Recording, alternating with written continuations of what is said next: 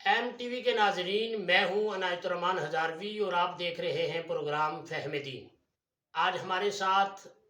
مہمان شخصیت کسی تعارف کی محتاج نہیں، میرے استاد اور مربی علامہ مفتی ڈاکٹر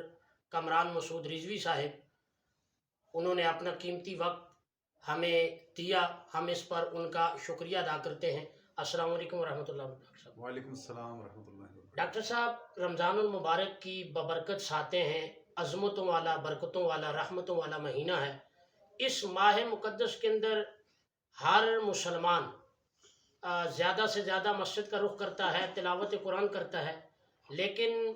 رمضان المبارک کے گزرنے کے بعد کیا وجوہات ہوتی ہیں کہ ایک مسلمان مسجد کا رخ بھی کم کرنے لگ جاتا ہے اور تلاوت قرآن سے بھی وہ کٹ جاتا ہے؟ تو آپ ہمارے ناظرین کو کیا پیغام دینا چاہیں گے؟ مسجد میں آنے پر نماز کی پابندی، تسلسل اور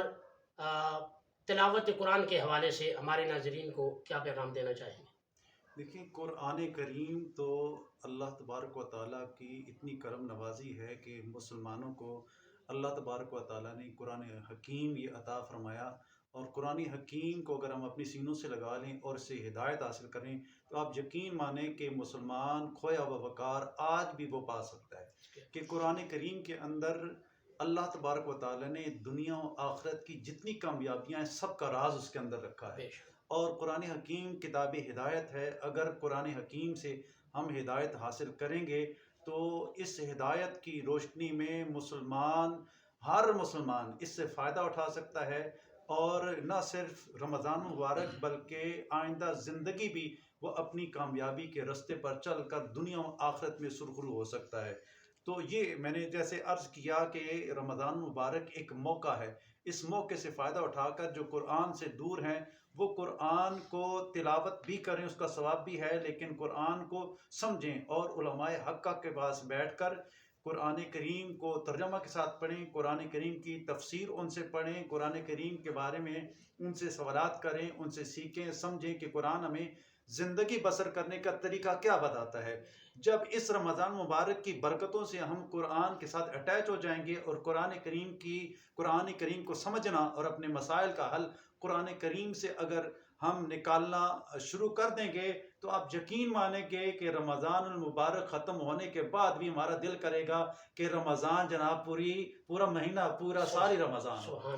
یہ قرآن کریم کا اعجاز ہے کہ قرآن کریم کو بندہ جتنا سمجھتا ہے، پڑھتا ہے اور اس کے اندر ڈوبتا ہے، اس کے اندر اور گہرائیاں ملتی ہیں اور لذت ہی لذت ملتی ہے، اور دنیا و آخرت کے اندر ایک مسلمان کے لیے کامیابی کی ضمانت بن جاتی ہے جو قرآن کریم کو سینے سے لگا کر رکھتا ہے اور قرآن کریم سے رہنمائی لیتا ہے۔ تو وہ بندہ جب مسجد سے نکلتا ہے تو چونکہ قرآن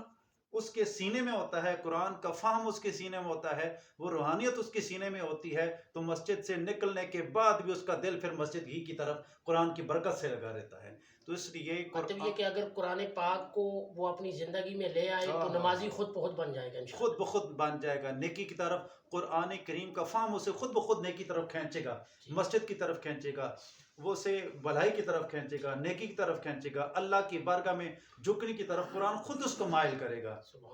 تو قرآن کریم پر جو عمل کرے گا اور قرآن کریم کو جو سمجھے گا، قرآن سے اپنا تعلق مضبوط کرے گا، تو رمضان مبارک میں جو برکتیں ملیں گی وہ آئندہ زندگی میں بھی اس کے شامل حال رہیں گی اور اس کا قبر تک، حشر تک زاد راہ بن جائے گی۔ سبحان اللہ۔ یہ ایم ٹی وی کے ناظرین، یہ تھے علامہ ڈاکٹر مفتی کامران مسعود رضوی صاحب، جو قرآن پاک کے ساتھ تعلق جوڑنے پر گفتگو کرتے ہوئے کہ اگر قرآن پاک سے مسلمانوں کا ٹوٹا ہوا تعلق جڑ جائے تو ایک مسلمان نمازی بھی بن جائے گا اور اس کی زندگی کے اندر سیرت مصطفیٰ کے جلوے بھی نمایاں ہوں گے۔ اللہ کریم ہمیں سیرت مصطفیٰ پر چلتے ہوئے، عظمت قرآن کو پہچانتے ہوئے، قرآن پاک کو سمجھ کر پڑھنے کی توفیق عطا فرمائے۔